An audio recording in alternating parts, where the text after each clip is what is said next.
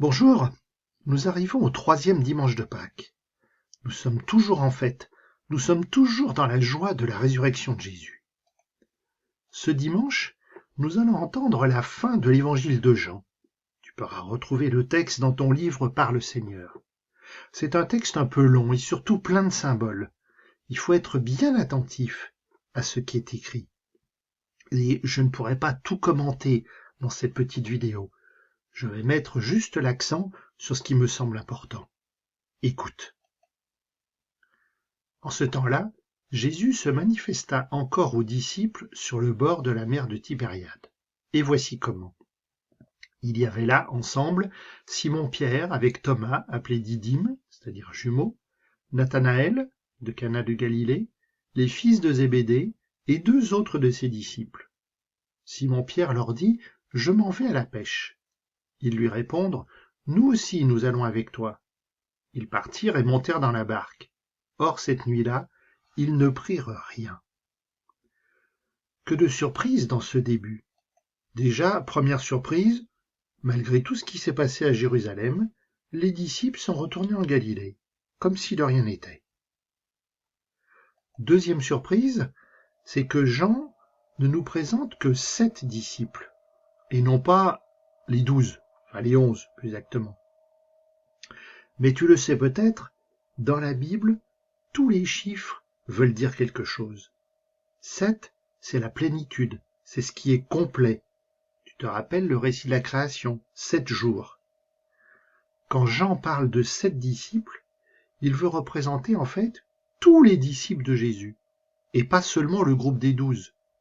Pas seulement les disciples d'il y a 2000 ans, du temps de Jésus, mais aussi tous les disciples de tous les temps.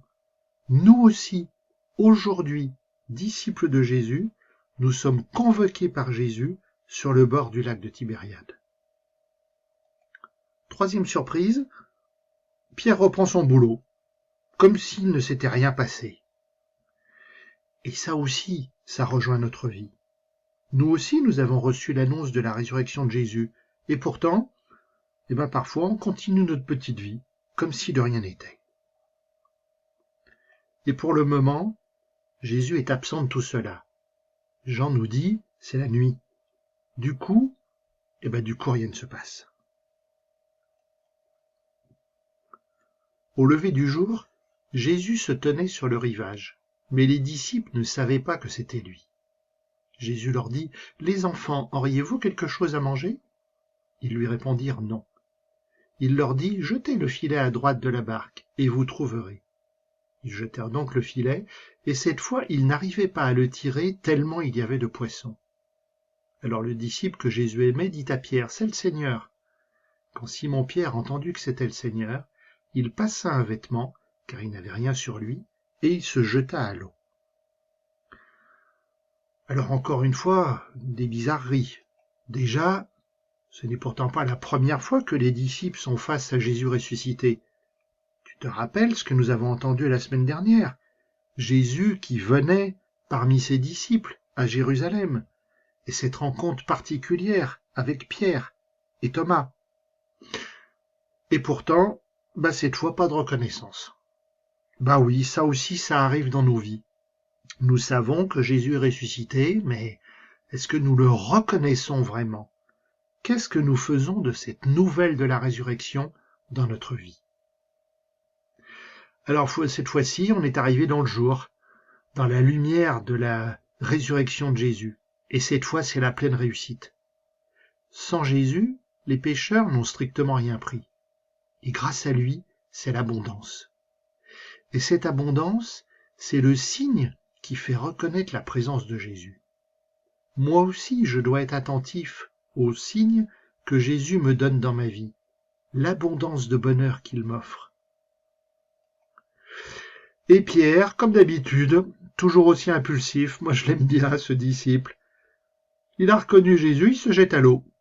Sauf que tu as noté, pour se jeter à l'eau, il se rhabille d'abord. Vachement logique. Les autres disciples arrivèrent en barque, traînant le filet plein de poissons. La terre n'était qu'à 100 de mètres. Une fois descendus à terre, ils aperçoivent, disposé là, un feu de braise avec du poisson posé dessus et du pain. Jésus leur dit, « Apportez donc de ces poissons que vous venez de prendre. » Simon-Pierre remonta et tira jusqu'à terre le filet plein de gros poissons. Il y en avait 153. Et malgré cette quantité, le filet ne s'était pas déchiré. Jésus leur dit alors, « Venez manger. » Aucun des disciples n'osait lui demander « Qui es-tu » Il savait que c'était le Seigneur. Jésus s'approche, il prend le pain et le leur donne, et de même pour le poisson. C'était la 3e fois que Jésus, ressuscité d'entre les morts, se manifestait à ses disciples. Bon, il est bien gentil, Jean, il va jusqu'à compter le nombre de poissons. C'est curieux, non? Alors rappelle-toi, la symbolique des nombres. 153, c'est le nombre d'espèces de poissons qui étaient connues à l'époque.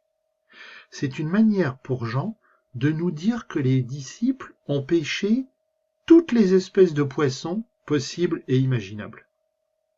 Et alors du coup, moi ça me fait penser à ce que Jésus a dit à Pierre au début de l'Évangile. « Je ferai de toi un pêcheur d'hommes ». Ces 153 poissons, la totalité de la variété de poissons, eh bien ça représente toute l'humanité. Comme ils ont reconnu Jésus ressuscité, les disciples peuvent partir en mission. Et leur mission, c'est d'annoncer la bonne nouvelle au monde entier. C'est ça, être pêcheur d'hommes. Encore une fois, un repas. Et un repas qui rappelle la scène, le dernier repas de Jésus. Jésus qui partage le pain. Mais cette fois, il n'est pas question de vin. Il est question de partager du poisson. Et si tu as fait bien attention, c'est Jésus qui a préparé le repas. Le pain et le poisson partagés, c'est lui-même. Jésus continue à se donner, continue à s'offrir à nous. Et c'est ce que nous vivons à chaque messe. Quand ils eurent mangé, Jésus dit à Simon-Pierre, « Simon, fils de Jean, m'aimes-tu vraiment plus que ceci ?» Il lui répondit, « Oui, Seigneur, toi tu le sais, je t'aime. » Jésus lui dit, « Sois le berger de mes agneaux. » Il lui dit une 2e fois, « Simon, fils de Jean, m'aimes-tu vraiment ?» Il lui répondit, « Oui, Seigneur, toi tu le sais, je t'aime. » Jésus lui dit, « Sois le pasteur de mes brebis. » Il lui dit pour la 3e fois, « Simon, fils de Jean, m'aimes-tu » Pierre fut peiné parce que pour la 3e fois, Jésus lui demandait « M'aimes-tu » Il lui répond, « Jésus, toi tu sais tout, tu sais bien que je t'aime. » Jésus lui dit, « Sois le berger de mes brebis. Amen, amen, je te le dis, quand tu étais jeune, tu mettais ta ceinture toi-même pour aller là où tu voulais. Quand tu seras vieux, tu étendras les mains, et c'est un autre qui te mettra ta ceinture, pour t'emmener là où tu ne voudrais pas aller. » Jésus disait cela pour signifier par quel genre de mort Pierre rendrait gloire à Dieu. Sur ces mots, il lui dit « Suis-moi ». Alors on aurait pu penser que c'était terminé. On nous dit c'était la 3e fois que Jésus se montrait à ses disciples. Eh ben non, ça continue. Et ça continue par ce très beau dialogue entre Jésus et Pierre. Alors dans ce dialogue, tu as fait attention, le maître mot c'est aimer. 3 fois Jésus pose la question à Pierre et 3 fois Pierre répond. Alors pourquoi 3 ? Bien, moi je pense que on peut se rappeler que à l'arrestation de Jésus, par 3 fois, Pierre a renié. Il a dit non, je ne connais pas cet homme. C'est en quelque sorte une façon pour Jésus de faire comprendre à Pierre qu'il est pardonné de son reniement. Alors ce qui est un peu plus compliqué à comprendre, c'est ce qu'on met derrière le verbe aimer. Tu comprends bien que si je te dis « je t'aime », papa, je t'aime, maman, ou si je dis « j'aime le chocolat », je ne dis pas la même chose. En français, il n'y a qu'un seul verbe, aimer. Mais en grec, la langue dans laquelle a été écrit l'évangile, il y a 2 verbes. Agapé, qui veut dire l'amour universel, absolu, l'amour de Dieu pour les hommes, et philéé, l'amour humain. la préférence. Les 2 premières fois, Jésus demande à Pierre s'il l'aime de l'amour sans limite, de l'amour absolu, agapé. Et Pierre lui répond qu'il l'aime bien, philae. Donc ils ne sont pas sur la même longueur d'onde. Alors pour la 3e fois, Jésus se met à la hauteur de Pierre et lui demande s'il l'aime bien, philae. Jésus ne nous demande jamais des choses impossibles. Il se met à notre portée. Lui, il nous aime d'un amour infini, sans limite, mais il accueille notre amour à quelque niveau qu'il soit. Et Jésus confirme sa mission à Pierre, être le berger du troupeau, devenir le chef, le guide des disciples. Et ce chemin-là, va conduire Pierre à donner sa vie. Pierre va mourir martyr, il sera dans l'amour infini, agapé. Jésus, tu nous as aimés jusqu'à donner ta vie. Mais moi, il m'est parfois difficile d'aimer. Jésus, apprends-moi à aimer comme toi, quand je me laisse emporter dans la division, dans l'opposition. Jésus, apprends-moi à aimer comme toi, quand j'oublie de pardonner.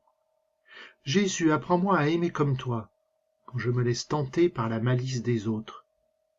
Jésus, apprends-moi à aimer comme toi, quand je manque de confiance en moi, quand je manque de confiance aux autres. Pour que le monde croie que tu es ressuscité, Jésus, apprends-moi à aimer comme toi.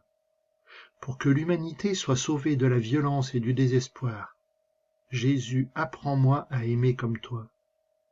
Pour que je sois vraiment ton disciple, Jésus, apprends-moi à aimer comme toi. Amen.